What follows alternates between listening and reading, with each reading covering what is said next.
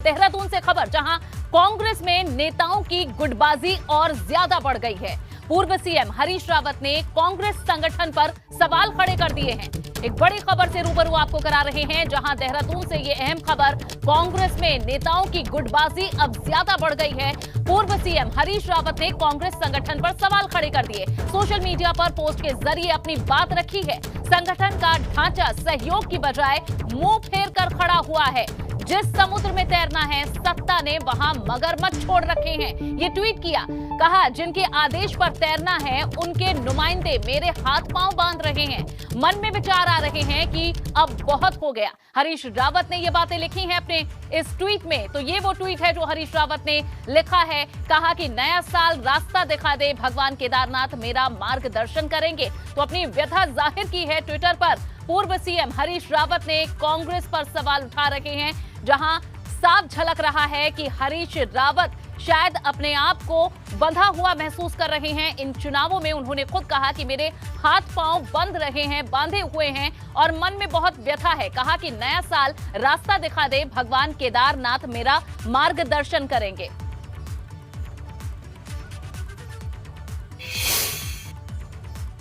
अब देखना होगा कांग्रेस हाईकमान का इस पर क्या बयान आता है। बढ़ते हैं आगे, एक और बड़ी खबर आपको बताते हैं। यूपी में सपा के नेता और उनके सहयोगियों पर आईटी रेड का मामला, जिसमें छापे के दौरान बड़े खुलासे हुए हैं। तो यूपी में समाजवादी पार्टी के नेता और उनके सहयोगियों पर आईटी की रेड पड़ी थी और इस मामले में अब बड़ा खुलासा हुआ है। बताया जा रहा है कि अब तक छापेमारी और जांच के दौरान 800 करोड़ रुपए का घोटाला और आयकर चोरी का पता चला है। आयकर विभाग का दावा है कि इस मामले में समाजवादी पार्टी के जितने भी नेताओं के यहां छापे पड़े, सभी के यहां से करोड़ों और सैकड़ों करोड़ रुपए के घोटाले, कर चोरी का पता चला है।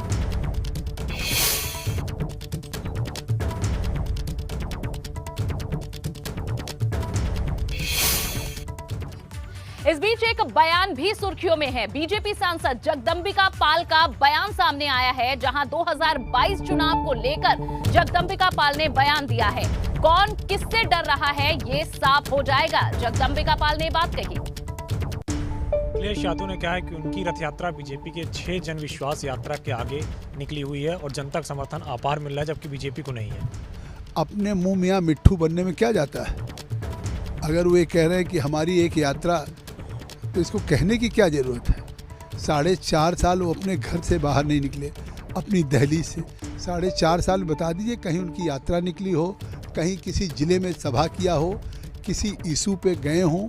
जनता के बीच में जब भारतीय जनता पार्टी के कार्यकर्ता मास्क बांट रहे थे, पीपी किट बांट रहे थे, लोगों को राशन बांट रहे थे, जेपी नड्डा जी ने कहा संगठन ही सेवा है, तब अखिलेश यादव खुद घरों में कैद थे और अपनी घर की दहलीज में बैठ करके केवल ट्वीट कर रहे थे। तो जनता जानती है कि आज योगी आदित्यनाथ को कोविड हो गया, इसके बावजूद भी वो ज़िले ज़िले में लेवल 1 के हॉस्पिटल इस्टेब्लिश करते रहे। मुझे लगता है कि आज लोग उत्तर प्रदेश में योगी आदित्यनाथ की सरकार से जिस तरह से वहाँ पे क्राइम जीरो हुआ है, करप्शन जीरो हुआ है और जीरो टॉलरेंस पे काम कर रहे हैं, आज प्रदेश में खुशहाली आई है और फिर से योगी आदित्यनाथ की पिछली बार से बहुमत से सरकार बनेगी। कैमरा धर्मपत्नी के साथ अविनाश तिवारी, एबीपी गंगा, दिल्ली। बढ़ते हैं आगे, अब बात करेंगे आजादी के अमृत महोत्सव की। लखनऊ में आजादी का अमृत महोत्सव मनाया गया। इस कार्यक्रम में सीएम योगी आदित्यनाथ भी शामिल हुए। आजादी के अमृत महोत्सव कार्यक्रम में रंगारंग प्रस्तुति देखने को मिली। इस दौरान सीएम योगी ने संबोधित करते हुए कहा कि भारत की आजादी के लिए लंबा संघर्ष हुआ था, सिर्फ मांगने से भारत को आजादी नहीं मिली थी। सीएम ने अपने संबोधन में झांसी की रानी लक्ष्मीबाई का जिक्र भी किया और कहा कि वो मजबूती के साथ लड़ी थी। हमारे लिए अमृतकाल भारत के नागरिकों को सम्मान और स्वावलंबन के पथ पर अग्रसर करते हुए आत्मनिर्भर भारत की एक सुरक्षित, एक समृद्ध और एक श्रेष्ठ भारत की परिकल्पना को साकार करने का एक माध्यम है। हम एक और जहां अपनी सीमाओं की सुरक्षा करते हैं, वहीं अपनी सांस्कृतिक धरोहर को पूरी मजबूती के साथ आगे बढ़ाने का कार्य भी करते हैं। अगर हम लोग हर घर में बिजली निःशुल्क उपलब्ध करवाने और रसोई गैस का सिलेंडर का कनेक्शन भी फ्री में उपलब्ध करवाने की कार्रवाई के साथ देश को जोड़ रहे हैं, तो दूसरी तरफ अगर दुश्मन कहीं भारत की सीमा में घुसने का दुस्साहस करता है तो एयर स्ट्राइक और सर्जिकल स्ट्राइक करने का जज्बा भी आज भारत की सेना रखती है। कि अमृत काल की ऊर्जा का उपयोग हम भारत को एक नए भारत के रूप में स्थापित करने के रूप में कैसे कर सकते हैं, इस बात को लेकर के हमें आगे बढ़ना होगा। यह अमृत काल हमारे लिए प्रेरणा है। हमारे स्वतंत्रता संग्राम सेनानियों और स्वतंत्र भारत में देश की सीमाओं की रक्षा करने वाले हमारे वीर शहीदों के त्याग और बलिदान का यह हमारे लिए एक संकल्प है आगे बढ़ने का, और यह हमारे लिए उन विचारों को आत्मसात करने का, आगे बढ़ने का एक अवसर भी है। और इन सब को समाहित करते हुए आत्मनिर्भर भारत की परिकल्पना को साकार करने का भी एक अवसर है।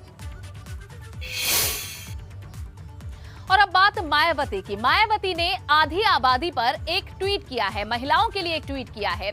कहा है कि देश में लगभग आधी आबादी महिलाओं की है, किंतु वे अभी भी काफी अधिकारों से वंचित हैं, जबकि उन्हें कानूनी अधिकार देकर सशक्त बनाने हेतु परम पूज्य बाबा साहब डॉक्टर भीमराव अंबेडकर का काफी योगदान रहा है और अब बीएसपी उन्हीं के नक्शे कदम पर चलने वाली है। यानी आधी आबादी को साधने की दौड़ में अब बसपा भी आ चुकी है। मायावती ने ये ट्वीट किया है और कहा कि डॉक्टर भीमराव अंबेडकर का काफी योगदान महिला सशक्तिकरण के लिए रहा है और अब बीएसपी उन्हीं के नक्शे कदम पर चलने वाली है। आपको बता दें कि कल ही जहां प्रदेश सरकार की ओर से महिला सशक्तिकरण को लेकर एक बड़ा कार्यक्रम किया गया था प्रयागराज में, और अब मायावती का भी ये ट्वीट आया है।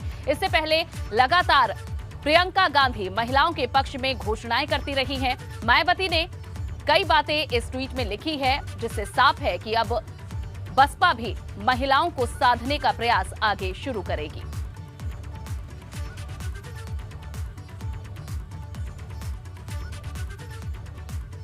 उधर 23 दिसंबर को समाजवादी पार्टी और रालोद की एक संयुक्त रैली होने वाली है। एक अहम खबर, अलीगढ़ के इग्लिस में ये सपा और रालोद की संयुक्त रैली होगी, जहां एक ही मंच पर इस रैली में अखिलेश यादव और जयंत चौधरी दिखेंगे। रैली में दोनों नेता एक साथ कर सकते हैं कोई बड़ा ऐलान, इस बात की भी संभावना है। संयुक्त रैली में पश्चिम यूपी के कई शहरों से कार्यकर्ता पहुंचेंगे। साथ ही 23 दिसंबर को चौधरी चरण सिंह की जयंती भी है।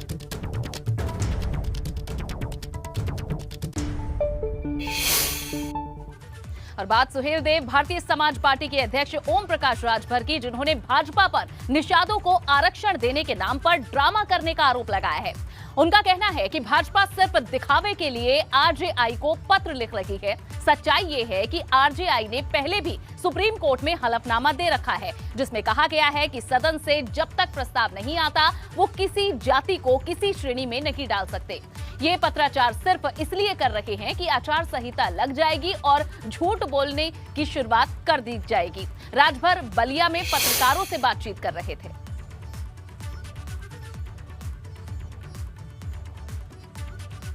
आरजीआई ने सुप्रीम कोर्ट में हलफनामा पहले ही एफिडेविट दे रखा है कि जब तक विधानसभा, विधान परिषद, लोकसभा और राज्यसभा से पास होकर के कोई प्रस्ताव हमारे पास नहीं आएगा, तब तक हम किसी जाति को किसी श्रेणी में नहीं क्रमबद्ध कर सकते हैं। लेकिन ये भारतीय जनता पार्टी आरक्षण के नाम पर गुमराह करके सिर्फ वोट लेने की कवायद कर रही है। ये पत्राचार सिर्फ इस नाते कर रहे हैं कि आचार संहिता लग जाएगी तो फिर ये झूठ बोलना शुरू करेंगे कि भाई आचार संहिता। उत्तराखंड के पूर्व मुख्यमंत्री हरीश रावत की प्रेस कॉन्फ्रेंस में सीधा लिए चलते हैं।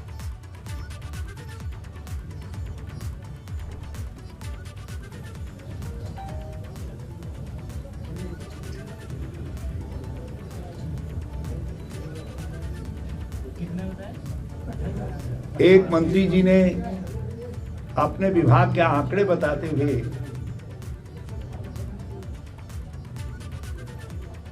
उन पदों को भी शिक्षा विभाग और दूसरे विभागों में भर्ती बता दिया जिनकी प्रक्रिया हमारे समय में पूरी हो चुकी, प्रारंभ हो चुकी, हमारे कार्यकाल में प्रारंभ हो चुकी, उनकी आड़ में उन्होंने कहा कि हमने इतने हजार पद, जबकि हकीकत यह है कि उन्होंने जितने अतिथि शिक्षक भरे उससे ज्यादा अतिथि शिक्षकों को निकाल करके बाहर किया।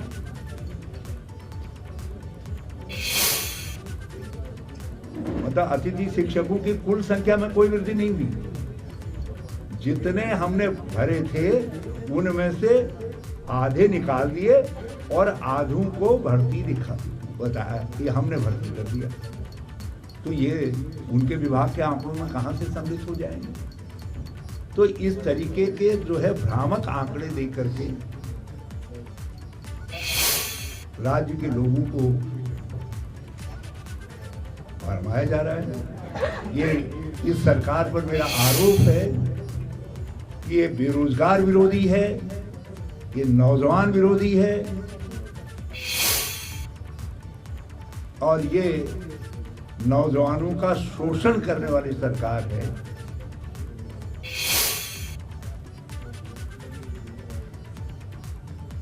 और इसका प्रभाव जो राज्य के अंदर सामाजिक तनाव पैदा होता है, और फिर रोजगार पैदा होंगे कहां से जब राज्य की सकल विकास दर में गिरावट आ रही है।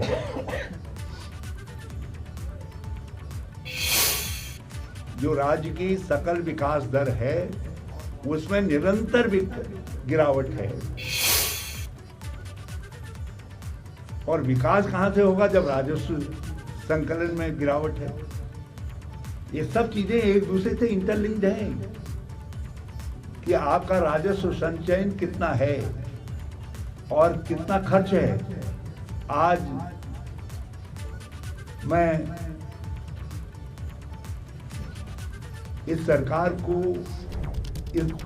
और सबको ये कहते हुए मुझे बहुत दुख हो रहा है कि इन्होंने बजट को दिखा दिया बहुत ही इन्फ्लेटेड तरीके से कि हाँ इतने हजार करोड़ का हमने बजट बना दिया, और खर्च जबकि चुनाव की तरफ जा रहे हैं और वर्ष पूरा होने जा रहा है, तो खर्च जो है उसमें यदि आप एक्चुअल उसका विश्लेषण करिए और इनके दिए हुए आंकड़ों का, तो वो 30% के आसपास भी नहीं बैठता है, क्योंकि इन्होंने जिला योजना में जो पैसा दिया है उसको खर्च दिखा दिया है,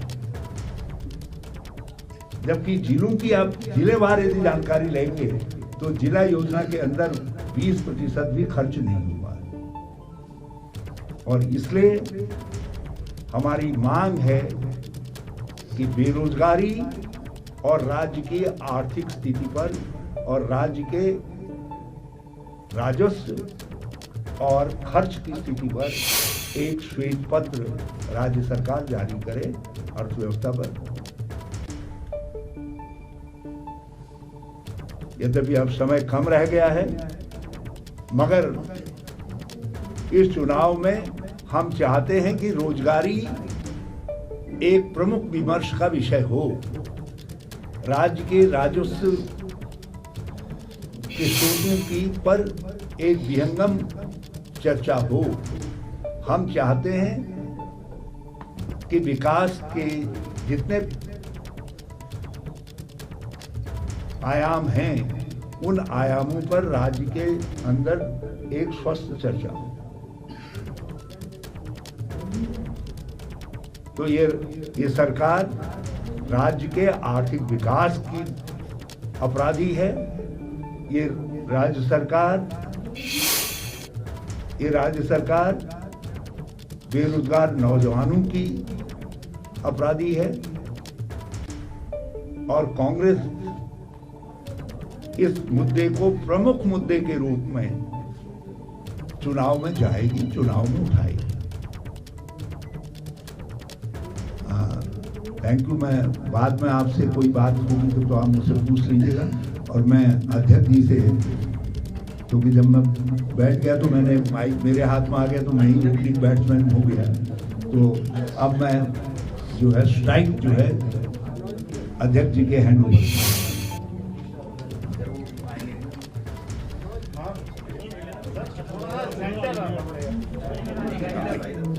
ना मैं नहीं बैठिए, मैं थोड़ा खिसक जाते हैं। गाजीपुर में मुख्तार अंसारी की पत्नी आफशा अंसारी के नाम पर बने होटल गजल को कुर्क किया गया है। जिला प्रशासन ने गैंगस्टर एक्ट के तहत ये कार्रवाई बुधवार सुबह की। यहां महुआ बाग में बने इस होटल की कीमत बाजार के हिसाब से कुल तकरीबन 10 करोड़ 10 लाख की बताई जा रही है। कुर्की की कार्रवाई के लिए सुबह से ही पुलिस फोर्स जुटने लगी थी। कार्रवाई एसडीएम सदर अनिरुद्ध प्रताप सिंह और सीओ सिटी ओजस्वी चावला की अगुवाई में हुई। हालांकि 2 मंजिली बिल्डिंग के ऊपरी तल पर होटल था, उसे प्रशासन पिछले साल ही 1 नवंबर को ध्वस्त कर चुका है। कार्रवाई मास्टर प्लान में नक्शे की गड़बड़ी के कारण हुई थी। उस वक्त बिल्डिंग के निचले तल में कुल 17 दुकानें छोड़ दी गई। श्रीमान जिलाधिकारी महोदय गाजीपुर के आदेश के क्रम में गैंगस्टर एक्ट की धारा 14(1) के अंतर्गत IS 19